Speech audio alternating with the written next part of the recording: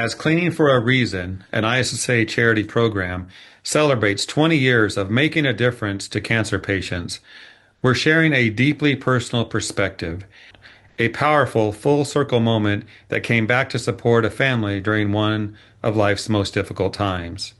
In today's conversation, we reflect on what it feels like to receive the very help once given so freely and how a legacy of care, dignity, and compassion continues to live on through the lives it touches. It's my pleasure today to welcome Richard Leaton to the program. Richard, it's great to meet you. Well, thank you very much for having me. Absolutely. Can we start here? Could you introduce yourself, a little bit about your personal life, and share some initial thoughts on why you agreed to be here and talk about something both personal and perhaps difficult? I met my wife 35 years ago. She was a recent graduate in nursing, started out as a Navy nurse at the Naval Command Center in Washington, D.C., where she saw a variety of just very important patients. And that's where she transitioned into being a 34 year, 30, almost 35-year oncology certified nurse. Starting out in clinical trials, treating just some of the most impactful people of our nation as a very young Navy nurse, and all the way through her career. Took a little break, 10 years, as our children were young, and came off of nursing and went into opening a cleaning service where they could pick up our children at our house, and we got an office right at the front of our neighborhood. The school bus would drop them off there. They'd come and play video games in her office till she was done. But she still had a major tie-in to being an oncology nurse. And one way that she could continue that during her hiatus when our kids were very young and we wanted to spend more time was through Cleaning for a Reason. So it wasn't just hey, let's find a good cause and promote it. It was something that was in her DNA. It was her passion. And then when she got back into cancer nursing, she was able to continue in her career in cancer nursing up until last October.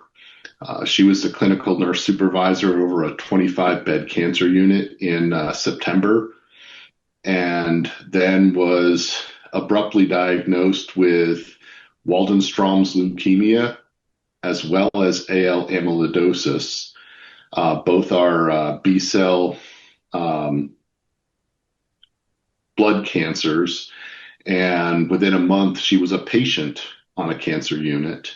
And by January, she passed away. And being able to reach back out to Cleaning for a Reason, she kept a clean home. And man, did they step up. And when they found out that not only was she a cancer patient needing assistance, but that she had paid it forward for that 10 years of being able to do cleans for other people who needed it at that time. It was just very meaningful. Richard, thank you for sharing that. And I'm sorry for your loss. I can't imagine how hard that must be. But thank you for being here and helping others with this story, because I'm sure Karen would want those watching to embrace the concept of cleaning for a reason and help others. It's important to help others, but when all of a sudden you're the one needing help, it's very humbling. Um, for her to be willing to say, I need help with anything, be it 2 weeks post diagnosis, all of a sudden needing to start using a wheelchair because her cancer was so aggressive, to people having to, help her with basic tasks and wound care, to helping her clean her house. She knows how to clean houses. And, the that was a very, very humbling experience that the people at the cleaning service who we were matched with, as well as the people at Cleaning for a Reason, were very compassionate and very understanding. And again, when they learned her story, they realized they weren't just talking to somebody who needed help, but someone who had helped others. You know, it's one thing just to do a service. It's another to have that heart of compassion. And I saw that there.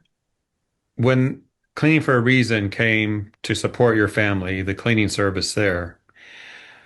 As you watched that happening, what was going through your mind? I know you talked about it a bit, but for you're her husband.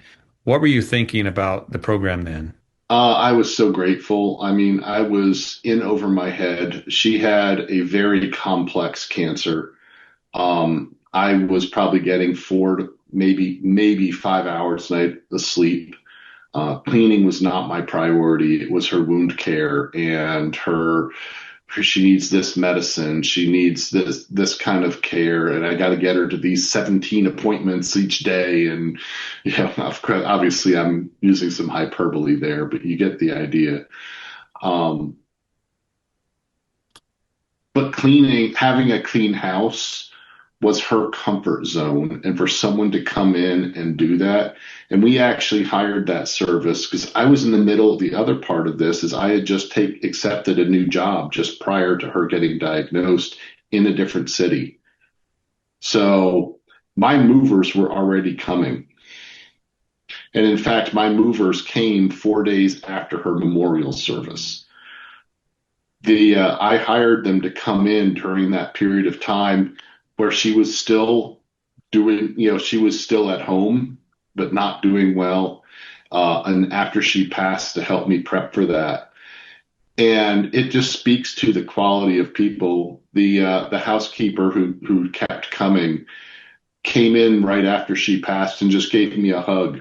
It wasn't, I'm here to clean your house, but she had known Karen for what, maybe 3 weeks, but they had just connected. And, again, it's people, right?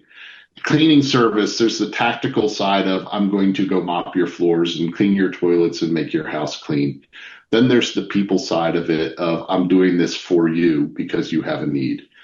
So I never met Karen, but she sounds like a great person, dedicated to helping others, and then others helped her. So being about the people is right on.